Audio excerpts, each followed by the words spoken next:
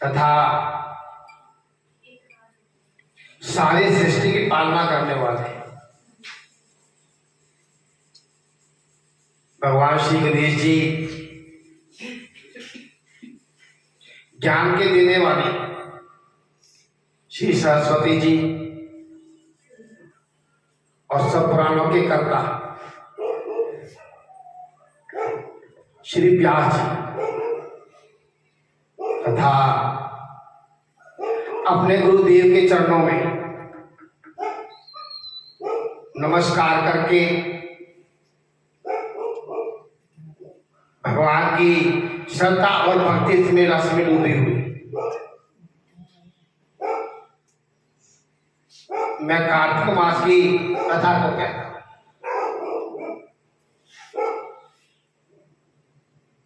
नैमिषारण्य में वास करने वाले शौनक आदि 88,000 ऋषि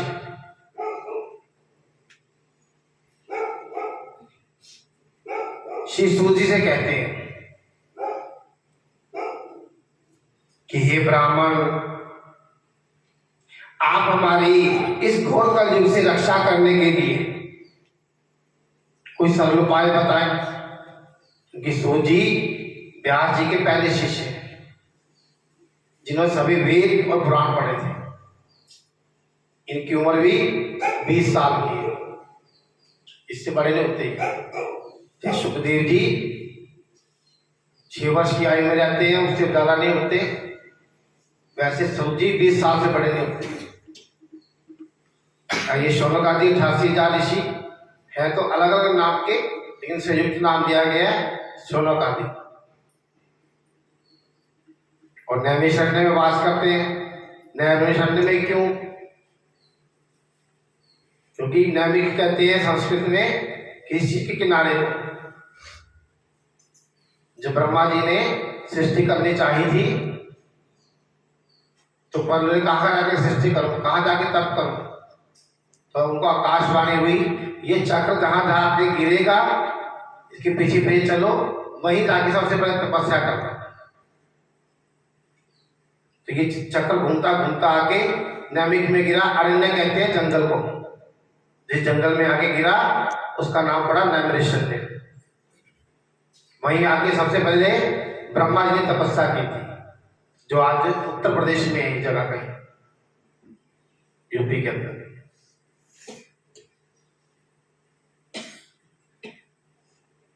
उनका यह प्रश्न सुनकर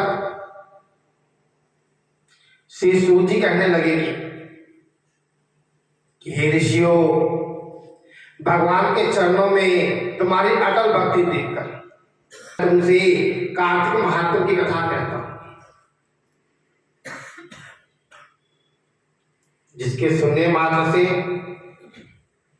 मनुष्य के सब पापों का नाश हो जाता है और अंत में वैकुंठ में वास हो जाता है। सो कथा आप ध्यानपूर्वक सुने। एक समय नारद जी ब्रह्मलोक में जाकर सारे जगत के कर्ता श्री ब्रह्मा जी से बड़े विनीत भाव से पूछने लगे कि हे पितामह, कृपा करके कोई धर्म उपदेश की ऐसी सुंदर कथा कहिए जो सब पापों का नाश करने वाली। क्योंकि इस संसार में जो कुछ निश्चल है तो वह धर्म। चलम चित्तम चलम वित्तम चलम जीवन योगने चला चले भी संसारे धर्मो एक निश्चला। मन भी चलायमान है, भाग जाता है इधर उधर। ऐसे वित्त कहते हैं, धन भी वैसा ही है और जवानी भी वैसी है। इस तरह संसार चलता रहता है, लेकिन क्या जो निश्चल है यहाँ पे है वो है एक धर्म। धर्म के सहारे हम पार हो सकते हैं। तो ब्रह्मा जी कहने लगेगी, हे पुत्र, भगवान के चरणों में तुम्हारी ऐसी लगन देखकर मैं तुमसे कार्तिक महात्म का को कहता हूं जिसके सुनने मात्र से ही मनुष्य के सब पापों का नाश हो जाता है और वह वैकुंठ का अधिकारी हो जाता है। क्योंकि हम इस मनुष्य योनि में किस लिए आए हैं? मुक्ति पाने के लिए। खाना पीना सोना ये तो है पशुओं का भी काम। मनुष्य वही है जो भले हरि का नाम। मनुष्य को परमात्मा ने दिमाग इसीलिए दिया है ताकि ये अपना कल्याण कर सके। 84 लाख योनियां कही गई हैं, तो उनमें सिर्फ 4 लाख योनियां ही मनुष्यों को मिलती है। 80 लाख तो वैसे चली जाती है। 9 लाख पेड़ पौधों में, 20 लाख जल के जीव जंतुओं में, बाकी ऊंट गधे की योनियों में। उसके बाद मनुष्य योनि मिलती है। इसके बाद देवत्व है और देवत्व के साथ मोक्ष।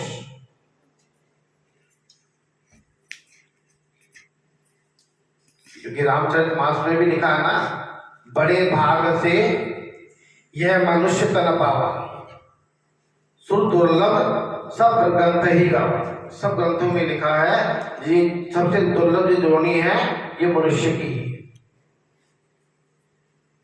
इसलिए मिली है ताकि हम पिछले जो पीछे कर्म करके आए हैं उनको भी भुगत लें और यहाँ की अच्छे कर्म करके अच्छी खेती पाए ताकि मुक्ति हो जाए।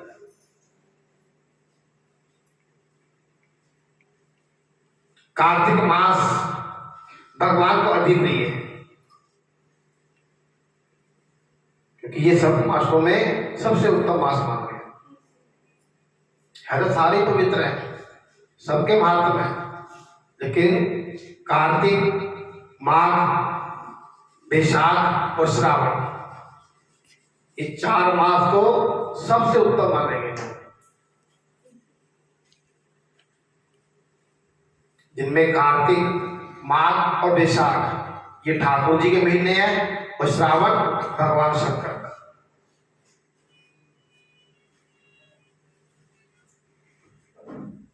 इसमें किया हुआ व्रत, दान, नियम और कीर्तन अनंत फल देने वाला होता है। बाकी महीनों में किया हुआ दान पुण्य 1 रुपया करते हो तो 4 मिलते हैं, लेकिन 4 मासों में किया हुआ 1 रुपये का दान आपका 13 रुपये बढ़ जाता है। कितना महत्व है।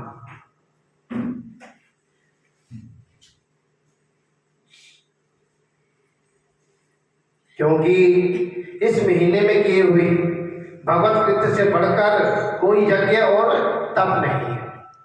आज एक सिंपल सा यज्ञ करने जाओ तो 2, 3, 4 हजार 5 हजार में आराम से लग जाते हैं। तो ये एक ऐसा यज्ञ है जिसमें हींग लगना, फटकड़ी, रंग चोखा हो। क्या करना है? भगवान का नाम जो जपना है, सुबह उठना है। अतः सारे संसार की भलाई के लिए तुमने अति सुंदर प्रश्न किया है। मैं इस कथा को तुमसे कहता हूं, तुम सावधान होकर इसकी विधि को सुनो। व्रत करने वाला मनुष्य प्रातःकाल ब्रह्म मुहूर्त में लगभग 4 बजे उठकर शौच आदि से निर्वृत्त होकर 22 अंगुल लंबा सुगंधित वृक्ष का दातन करे। सूर्य ब्रह्म मुहूर्त में उठना ही को कहा है क्योंकि 3 प्रकार के स्नान होते हैं। शास्त्रों में 3 प्रकार के स्नानों का वर्णन है। देव स्नान, ऋषि स्नान, मनुष्य स्नान भी कह सकते हो, और राक्षसी स्नान। जो सवेरे 4 से 6 बजे उठ के नहाते हैं वो देव स्नान करते हैं, और 6 बजे लेके सूर्य उदय तक जो स्नान होता है ये मानसी स्नान होता है। सूरज चढ़ने के बाद जो नहाता है वो राक्षसी स्नान माना गया है। इसलिए जहां तक हो सूर्य उठना जल्दी नहाना चाहिए। परंतु श्राद्ध के दिन, सूर्य और चंद्र ग्रहण के दिन, एकम, अमावस्या, नवमी, षष्ठी, एकादशी और रविवार को दातु नहीं करनी चाहिए। इस दिन दातु का निषेध होता है। जिस दिन दातु नहीं करनी हो उस दिन पानी से 12 कुल्ली करके 12 बार कुल्ली करके मुंह को अच्छी तरह से साफ करें। जब 2 घड़ी रात्रि शेष रह जाए, यानी 1 घड़ी की मान जो है देसी टाइम है 24 मिनट की एक घड़ी होती है, तो 2 घड़ी मैंने 48 रुपया ली। तो काले तिल, चंदन, चावल, फूल और कुशा लेकर तालाब, कुंड, नदी, संगम या किसी तीर्थ में जाकर भगवान से प्रार्थना करें। जब ये ना मिले तो पास में कोई मंदिर, गुरुद्वारा है तो वो भी तीर्थ है। ये दूर मिल जाए, नदी, तालाब, कुआं, कुंड दूर हो, जो पास में मंदिर आपके, गुरुद्वारा है, कोई भी है धार्मिक स्थान, तो वो तीर्थ स्थान है।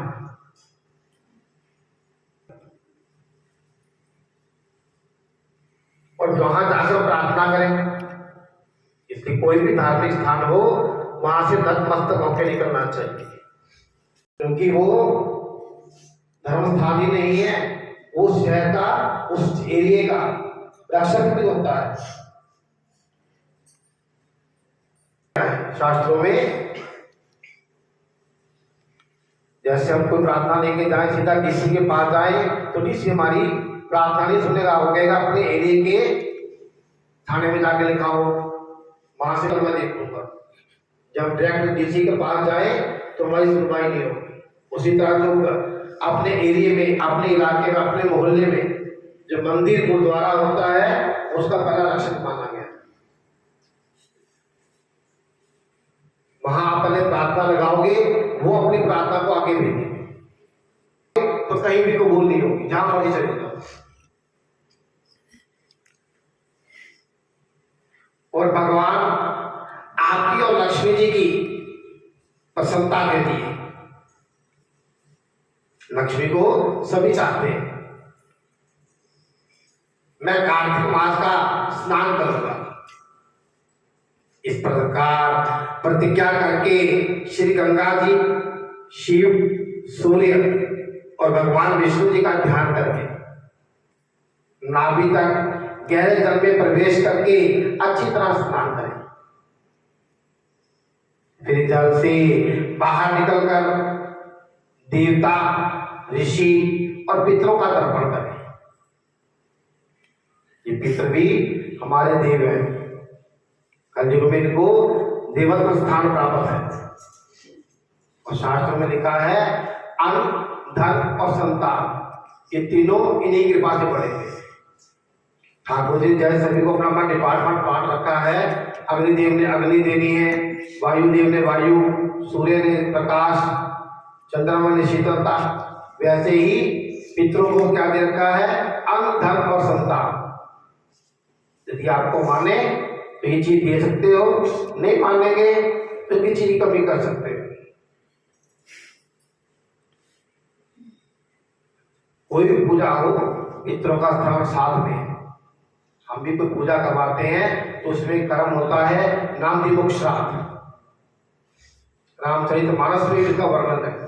जब राम जी पैदा हुए तो दशरथ जी ने पहले नामदिमुख श्राद्ध किया, फिर ब्राह्मणों को दान किया। इसलिए पितृ भी हमारे साथ चलते हैं, इनको देवत्व स्थान प्राप्त है। स्नान के बाद बकरी, भेड़ की दूरी से बचना चाहिए तथा छींक, थूक, कुत्ता, कौवा, ऊंट, उल्लू, शुकर आदि से बचना चाहिए। ये निकृष्ट जानवर है, पाप योनियों से भुगते हुए जो इन योनियों में जाते हैं वो पाप भुगतने के कारण जाते हैं। यदि छू जाए तो फिर स्नान करें। झूठ बोलना, नीच से वार्ता नहीं करनी चाहिए। इसके बाद षोडशोपचार विधि से भगवान जी का पूजन करें, भगवान को अर्घ दें और प्रार्थना करें कि भगवान श्री राधा जी सहित मेरे इस अर्घ को ग्रहण करें, क्योंकि भगवान भाव के भूखे हैं। आप श्रद्धा से तुलसी का पत्र, एक जल का लोटा एकदम उनके पास बोले कि मेरे पास तो यही है, इस श्रद्धा भाव से, तो उनके लिए बहुत है। वो आपके धन दौलत को नहीं मांगते हैं, वो आपकी सिर्फ क्या मांगते हैं? श्रद्धा। श्रद्धा भाव के भूखे। और इस प्रकार प्रार्थना करके 16 चीजें अर्पण करें। कैसे? पहले उनका आवाहन करें, आओ ठाकुर जी विराजो, फिर पैर धोएं। जैसे हम आपके घर में जाते हैं, आप पहले हमारे पाँव धोते हैं, तो उनके पाँव धो, फिर हाथ धुलवाओ, फिर आचमन करवाओ, फिर स्नान। ये भाव, ठाकुर जी आपका स्नान करा रहे हैं, आपका अर्घ करवा रहे हैं। फिर उनको वस्त्र पहनाओ, चंदन लगाओ, चावल, पुष्प, फिर धूप दीप दिखाओ। धूप दीप दिखाने के बाद धूप दीप से क्या होते हैं? उनकी थकावट दूर होती है। हजारों लाखों किलोमीटर दूर से आए हैं, धूप दीप दिखाना चाहिए, अगरबत्ती नहीं। हमारे यहाँ हिंदू शास्त्र में, सनातन धर्म में अगरबत्ती निषेध है। अब जहां मर्जी कथा पढ़ लो, पुराण पढ़ लो, तो वहां लिखा होगा धूप दीप से आरती करें, कहीं नहीं लिखा होगा अगरबत्ती से आरती करें या अगरबत्ती दिखाओ, कहीं नहीं लिखा। धूप दीप, फिर नैवेद्य दें, फिर तांबुल, पुंगी फल, दक्षिणा, फिर नमस्कार। दक्षिणा इसलिए कि भगवान जी हमारे से फिर भी कोई कमी पेशी रह गई हो, आप इससे उसको पूरी कर लेना। जैसे हमारे यहाँ कोई अतिथि आता है ना, जाते समय उनको कह देते हैं जी दक्षिणा के रूप में देते हैं ना, हम उसको 10 दे, 50 दे, 100 दे, क्यों देते हैं? इसीलिए यदि हमारी सेवा में कमी पेशी रह गई हो तो इसे आप उसको दूर करें। भगवान की मूर्ति को अर्पण करें ये सब चीजें। फिर तुलसी की मंजरी से भगवान जी का पूजन करना चाहिए। ब्रह्मा जी कहते हैं कि हे नारद, तुलसी की मंजरी के साथ भगवान शालिग्राम का जो एक बूंद भी चरणामृत का पान करता है, वह ब्रह्मत्यादि बड़े बड़े पापों से मुक्त होकर वैकुंठ को प्राप्त हो जाता है। चरणामृत भी थोड़ा सावधानी से लेना चाहिए। हम लेते हैं, आधा नीचे गिरा देते हैं और आधा लेते हैं जल्दी जल्दी के उसमें। लेकिन शास्त्र कहता है कि जितनी बूंद नीचे गिरते हैं उसका 8 गुना ज्यादा पाप लगता है। पर हनुमान जी इसको पीते हैं।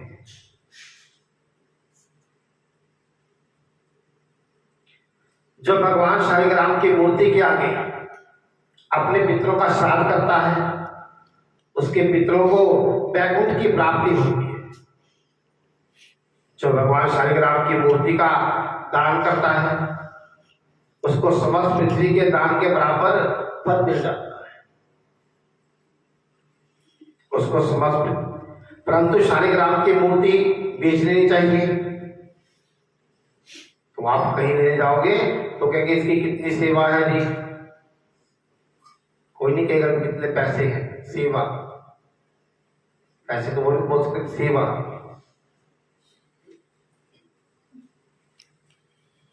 विष्णु जी का पूजन शंख के जल से, शिव जी का बेलपत्रों से, सूर्य का तुलसी से, गणेश जी का धतूरे के फूलों से तथा विष्णु जी का केतकी के फूलों से, भगवान शिव का कनेर से, कमल को छोड़कर किसी भी लाल फूल से पूजन नहीं करना चाहिए।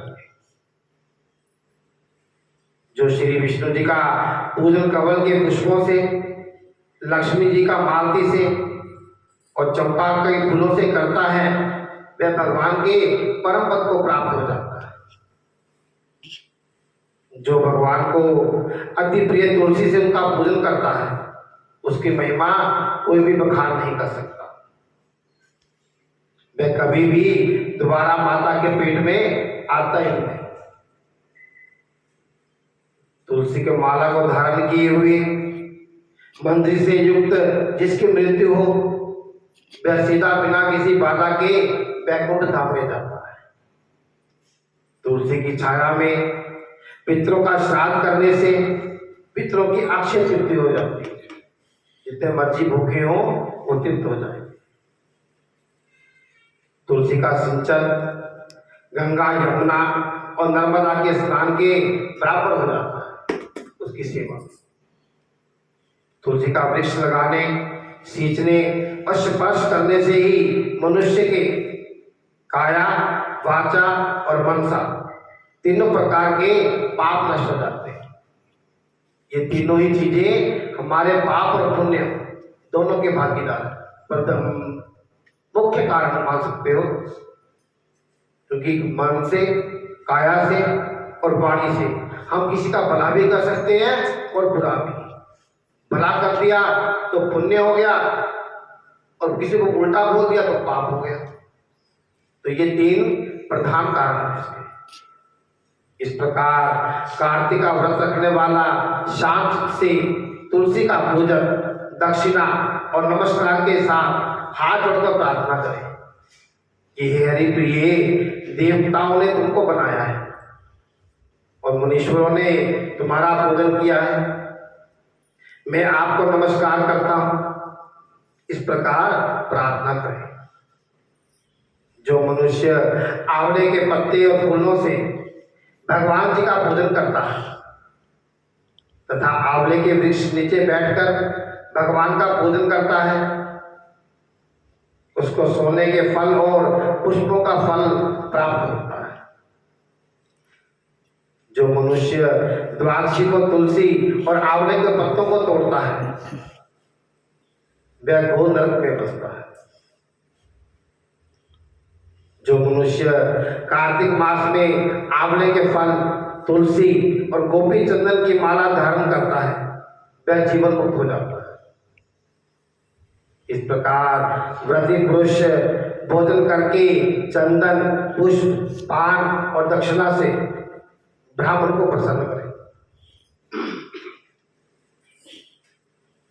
सारा महीना भूमि पर सोए। नियम तो यही होता है भूमि पे सोए, लेकिन आजकल बेड है तो भी तखत के ही भूमि के समान ही। कोशिश करो सो सको तो ठीक है, नहीं तो बेड पे आराम से सो सकते हैं, ऐसा कोई अब नियम नहीं। मौन व्रत धारण करें। एक समय पत्थर पर खाएं, ब्रह्मचर्य का पालन करें। जो एक समय भोजन करता है वह भी आंवले के नीचे के बैठकर उसके 1 साल के पाप नष्ट हो जाते हैं। व्रती मनुष्य को शहद, कांजी, दाल, तेल, कच्चा भोजन, दूसरे का अन्न और किसी प्रकार का तामसी भोजन किसको कहते हैं? जिससे गर्मी आए, मांस, मदिरा, प्याज, लहसुन, क्योंकि इससे भी हमारे यहाँ क्या होता है, हमारे शरीर में गर्मी आती है। और बुरे नाम वाले वस्तु का भोजन नहीं करना चाहिए। रविवार को आंवला ना खाएं। देव, वेद, गौ, ब्राह्मण की निंदा ना करें और मांस आदि का सेवन ना करें। मिट्टी में उत्पन्न हुई नमक, मसूर का दाल, बासी भोजन, तांबे के पात्र में डाला हुआ दूध आदि। कई माताएं तांबे लोटे में दूध लेके आए। मैं कल्पना करता हूँ पंडित साहब तक किसी अंदर से तांबे के पात्र में डाला और दूध जहर बन जाता है। आएंगी। जल चढ़ाने के भी नियम है, जो अपने हाथ में भी तीरथ है। ये हमारा प्रजापति तीरथ। इससे क्या होता है? ऋषियों का तर्पण। ये हमारा देव तीरथ, इससे हम देवताओं का तर्पण करते हैं। और ये हमारा पितृ तीरथ, पितरों का कार्य करना होगा तो हम यहां से करते हैं। और ये हमारा ब्रह्म तीरथ, जिससे हम आचरण करते हैं। जब हम तर्पण करवाते हैं तो हम कहते हैं पितरों तर्पण करो जी, तो हम पानी ऐसे डलवाएंगे। ऋषियों का तर्पण करो जी, पानी ऐसे डलवाएंगे। देवताओं का तर्पण करो जी, ऐसे छोड़ो पानी। तो माताएं क्या आएंगी, लोटा का ऐसे ना वैसे, ऐसे लोटा तब उतारना है, देख के उतार देखना कि हमें कैसे डालना है। पकड़ेंगे लोटे किनारा पकड़ेंगे ऐसे, कभी ऐसे, हमेशा जल ऐसे देना चाहिए, सीधे हाथ से ऐसे जाना चाहिए हमारा जल। दोनों हाथ से पकड़ो, ऐसे जल गिरना चाहिए देवता देवता से। केवल अपना बनाया हुआ ही अन्न भोजन करें। लहसुन, प्याज, पृथ्वी का फूल गोभी आदि, मूली, गाजर, जंगली घिया, बैंगन, पेठा, दोबारा बनाया हुआ अन्न ये नहीं खाना चाहिए। रजस्वला स्त्री, मलेच्छ, पंडित, पति, पाखंडी आदि से वार्तालाप नहीं करना चाहिए। इन तिथियों में इन एक एक चीजों का भोजन नहीं करना चाहिए। जैसे एकम को पेठा, दूज को बैंगन, तीज को पृथ्वी का फूल, चौथ को मूली, पंचमी को बेलफल, षष्ठी को कालिंदा, सप्तमी को आंवला, अष्टमी को नारियल, नौमी को जंगली घिया, दशमी को परवल, एकादशी को बेर, द्वादशी को मसूर की दाल, त्रयोदशी को पान, चतुर्दशी, अमावस्या और पूर्णमासी को नारी का साग नहीं खाना चाहिए। बोलो वृंदावन बिहारी लाल की जय।